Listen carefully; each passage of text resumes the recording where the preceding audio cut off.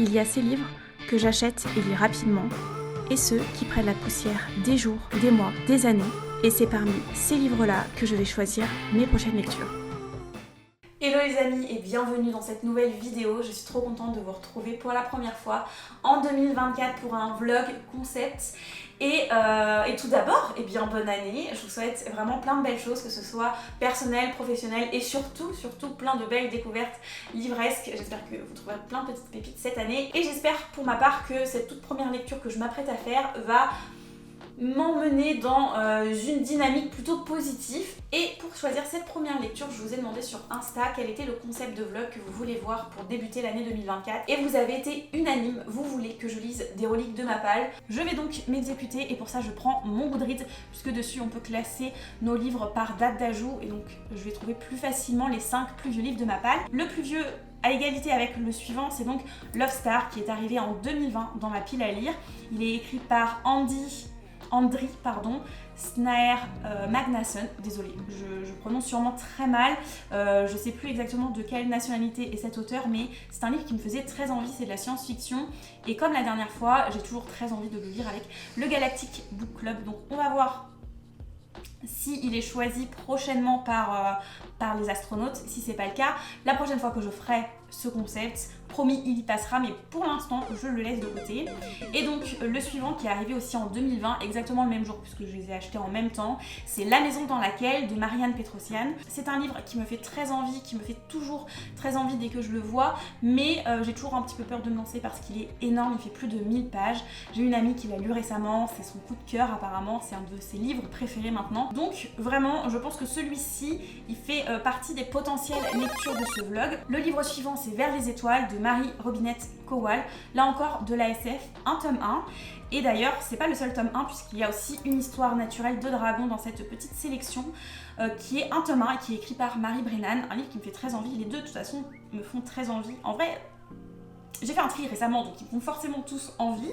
Mais comme c'est des tomes 1, je vais plutôt les mettre de côté parce que j'ai envie un petit peu d'alléger mes sagas, d'avancer dans celles que j'ai déjà en cours avant d'en commencer d'autres. Donc c'est pas ma priorité, je les mets de côté. On a pour l'instant un livre qui pourrait faire l'affaire. Et le dernier livre de cette petite sélection, c'est un livre qui me fait très envie aussi. Il s'agit de Lestat, le vampire de Anne Rice. Et si vous me suivez depuis un moment, vous savez que j'ai envie de lire un tome de cette saga, de ces chroniques de vampires tous les ans. Et j'ai toujours pas lu celui que je dois lire cette année, qui est d'ailleurs Lestat, le vampire. Donc ce serait l'occasion idéale aussi de le lire enfin, après l'avoir mis dans toutes mes pales automnales. Mais j'avoue que La maison dans laquelle me fait aussi très envie. On a donc sur la sellette 2 titres, et notamment La maison dans laquelle de Marianne Petrosian et Entretien avec un vampire de Anne Rice, 2 titres qui me font très envie, qui sont énormes, juste énormes. J'aurais aimé pouvoir lire les deux dans ce vlog, et peut-être que je vais y arriver, mais je me fais pas trop d'illusions. Un déjà, ça serait pas mal. On va voir ce qu'il en est, on va voir comment ça se déroule. Mais pour l'instant, il faut choisir entre les deux. J'ai déjà fait ce concept et la dernière fois, bien entendu, je n'avais pas réussi à choisir et j'avais eu comme idée de faire choisir ma lecture à Snow.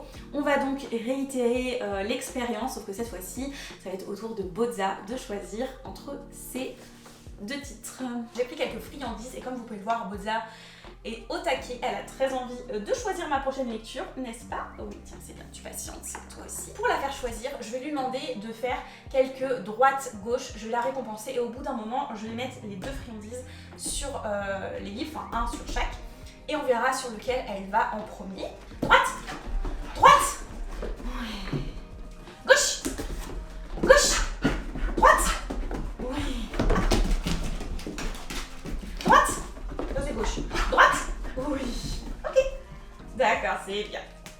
Donc, elle nous a choisi La maison dans laquelle, c'est le premier sur lequel elle est allée.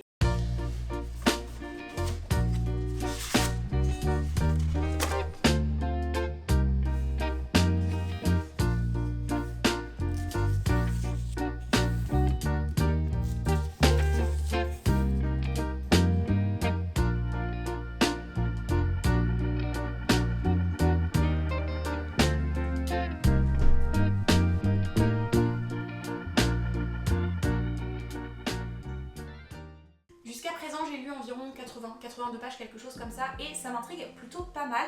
En ce qui concerne l'histoire, ça va être assez compliqué de vous faire un petit résumé parce qu'on est plutôt sur ce genre de roman où il n'y a pas vraiment de trame narrative.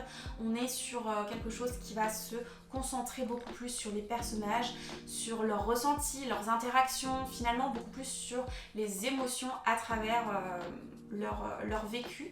Et moi j'aime beaucoup ça, donc pour l'instant ça part plutôt pas mal. Je vais quand même essayer de vous donner un petit peu plus d'éléments. L'histoire va surtout se dérouler dans cette maison qui semble avoir une énergie bien à elle. À l'intérieur il y a des préadolescents et des adolescents qui s'organisent selon des codes sociaux un petit peu particuliers. Il y a des groupes qui sont organisés et des interactions bien spécifiques entre chaque groupe. J'ai pas encore tous les codes justement de cette mini-société à l'intérieur de la maison parce que ça fait partie des points flous qui font partie de ce début de roman, et il y a pas mal justement d'interrogations autour de cette maison et de tout ce qui s'y passe. L'autrice ne nous prend pas du tout par la main, c'est très énigmatique dans ce début de roman. On va progressivement de nous-mêmes devoir un petit peu assembler les pièces du puzzle, et en ça je comprends que ces 100-150 premières pages peuvent être laborieux, mais pour ma part j'aime bien ce genre de schéma, donc ça m'intrigue et ça me donne vraiment envie de continuer, donc c'est ce que je vais m'apprêter à faire.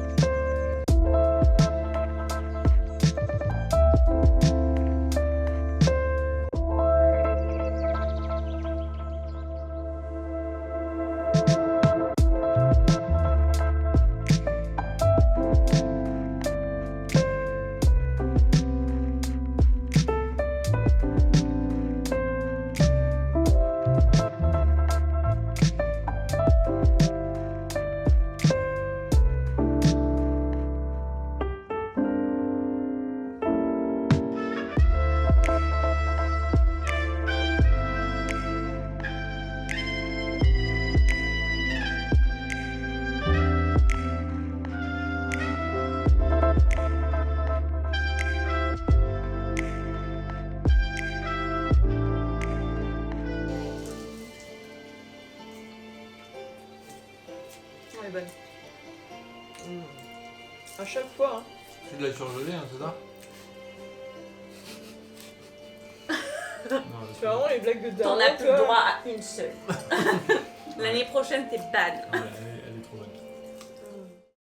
Me voici, me voilà, parce que j'ai reçu 2 colis. Il y a Lucie qui m'a envoyé un message dans la journée pour me dire qu'il y avait des petites choses dans ma boîte aux lettres. Donc là, je viens tout juste de rentrer, il est 23h30 et j'ai pas envie d'attendre. Donc je vais ouvrir ça tout de suite avec vous. Mes 2 colis, c'est beaucoup trop de colis, Lucie. Alors, on va commencer par le petit. Youp.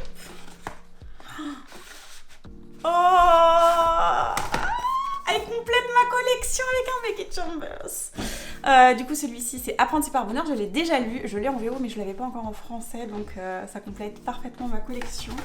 Je pense qu'il y a un petit mot. Profitez de votre cadeau de la part de Lucie. Ok. Je pense que ça va être dans l'autre colis, le petit mot, mais je suis trop contente de pouvoir ajouter ce livre à ma collection de Becky Chambers parce que celui-ci, je l'avais pas. Et le second. Attention. Elle me l'a pris dans cette édition-là aussi, donc l'édition UK, parce que moi je l'ai en édition US, donc voilà, c'est exactement les deux mêmes. Et ça complète grave ma collection de Becky Chambers. Là, celui-ci, je les ai dans toutes les éditions. Voilà, parfait, trop gentil. Qu'est-ce qu'elle m'a mis pour compléter ta collection? Joyeux Noël et merci pour tout de la part de Lucie. Oh, elle est trop mignonne. Oh, ça me touche beaucoup trop. Merci Lucie. Je vais pouvoir les mettre à côté des autres. Franchement, trop merci. Je suis trop contente. Ils sont trop beaux en plus. Là.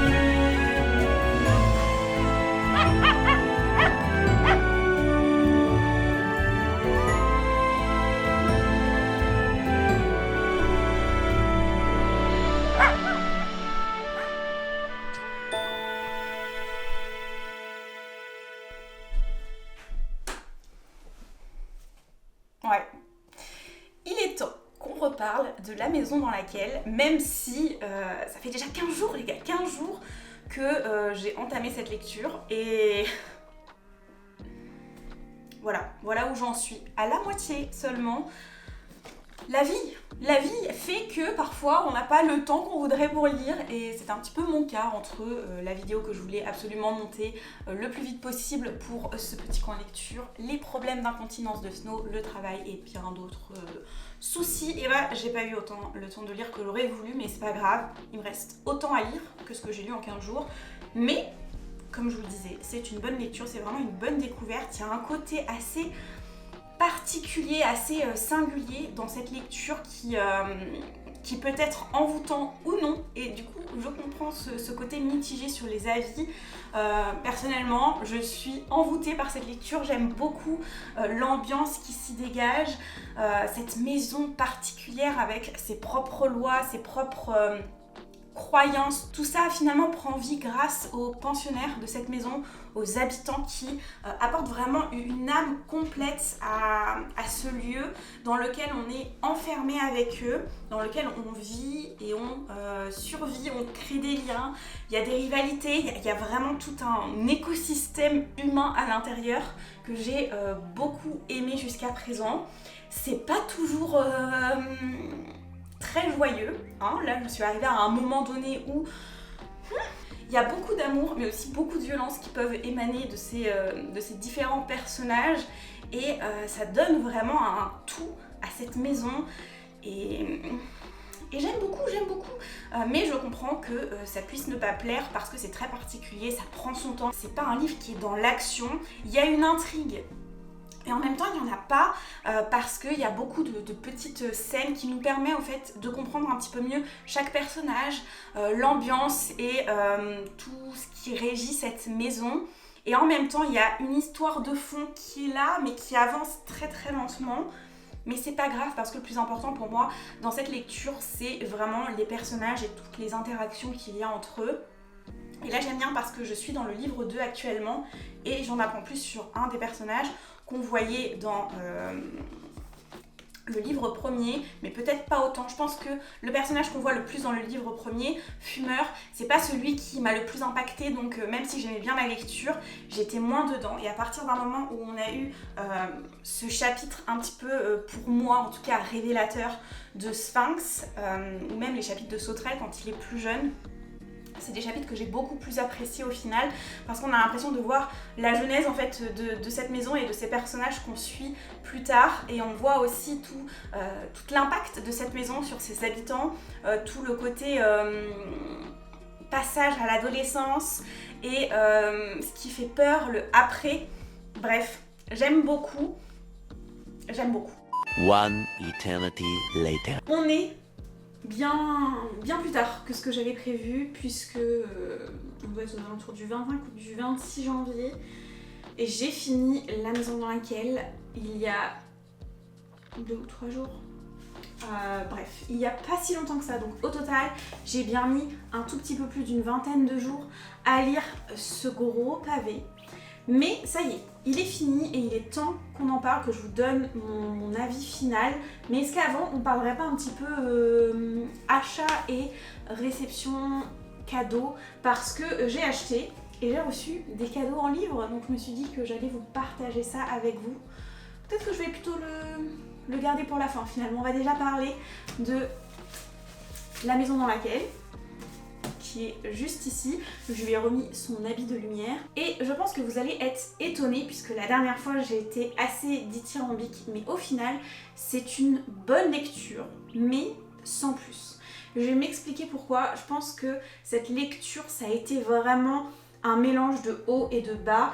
Et quand je vous ai pris la dernière fois, j'étais plutôt dans une phase haute. Du coup, j'étais très enjaillée par cette lecture. Et il y a vraiment eu des moments comme ça où j'étais à fond. Et je pensais à ce moment-là que j'avais vraiment débloqué quelque chose et que ça allait être beaucoup plus prenant jusqu'à la fin. Mais au final, ça a continué à être assez... à être très variable en termes de rythme et de sensation.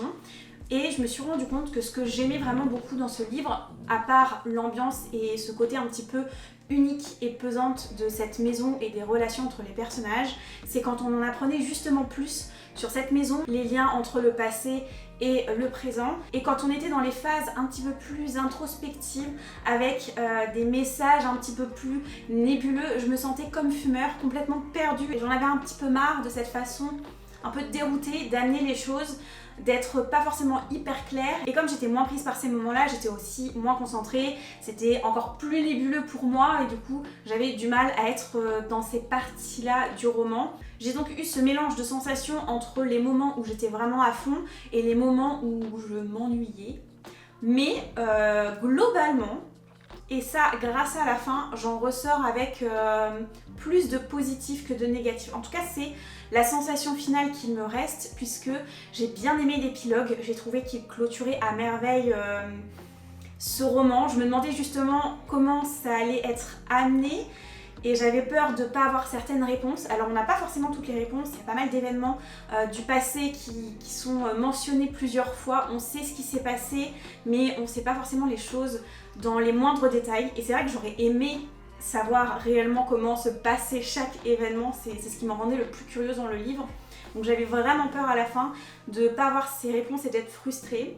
On les a pas forcément, mais je sais pas. Il y avait un côté très point final dans cet épilogue qui était ultra satisfaisant et qui m'a laissé sur une fin positive, et du coup ça englobe tout mon avis final parce que la sensation que j'ai à la fin en finissant les dernières lignes, les dernières pages, c'est souvent la sensation qui me reste et du coup, bah finalement, même si c'était une lecture un petit peu coup-ci coup-ça, et bien ça reste plus coup-ci dans le bon sens. Voilà, j'ai bien aimé et je ne peux que vous conseiller de tenter l'expérience si ce genre de lecture un petit peu particulière qui marque, parce que clairement ça va être une lecture qui va me rester en tête longtemps, vous donne envie. Mais il ne faut pas avoir peur de ce côté très particulier et d'être dans le flou. Passons maintenant aux livres que j'ai ajoutés à ma pile à lire récemment. Il y en a 2 que j'ai moi-même achetés. Si vous me suivez sur les réseaux sociaux, vous savez que j'ai ouvert ma chaîne Twitch récemment et pour le tout premier live, je me suis dit que j'allais faire un mini book haul, voilà, histoire de fêter l'événement. Et donc j'ai acheté 2 livres. Le premier, il s'agit de Curiosity de Sophie Drivy. C'est un roman très très court qui parle d'un petit rover sur Mars. Ça va notamment parler de solitude et ça va se lire très vite, j'ai trop hâte. La couverture, je la trouve personnellement très très belle. Je pense qu'il ne va pas faire long feu dans ma pile à lire parce que il est très court, écrit très gros, donc en une après-midi ça doit être plié. Peut-être que je le lirai justement en Read With Me sur Twitch avec vous. Et le second livre que j'ai acheté, c'est grâce à une amie du Discord, Adèle, qui d'ailleurs a ouvert son compte Instagram récemment, donc n'hésitez pas à aller la voir, à aller vous abonner. Son compte, c'est Un lieu pour lire, en référence bien sûr à Virginia Woolf. Et le livre en question, qui m'a fait très très envie, même si elle ne l'a pas lu, elle l'a juste vu en librairie, c'est Bass Rock de Evie Wyld. Et pour vous donner envie de lire ce livre, je vais simplement vous lire le tout premier petit passage du résumé qui est là, parce que clairement, rien que ça, moi ça me hype trop. Et si toutes les femmes assassinées par des hommes au cours de l'histoire devenaient visibles à nos yeux, tout ensemble? Et si on les voyait tout étendues par terre? Si on pouvait projeter un hologramme de tout leur corps aux endroits où elles ont été tuées? Voilà, rien que ça, moi je dis oui. Et d'ailleurs c'est pour ça que je l'ai acheté. Ensuite, j'ai d'autres livres encore qui ont rejoint ma palle parce que Pénélope m'a fait une énorme surprise. J'ai reçu dans ma boîte aux lettres un colis assez conséquent avec pas mal de petits goodies et bien sûr des livres.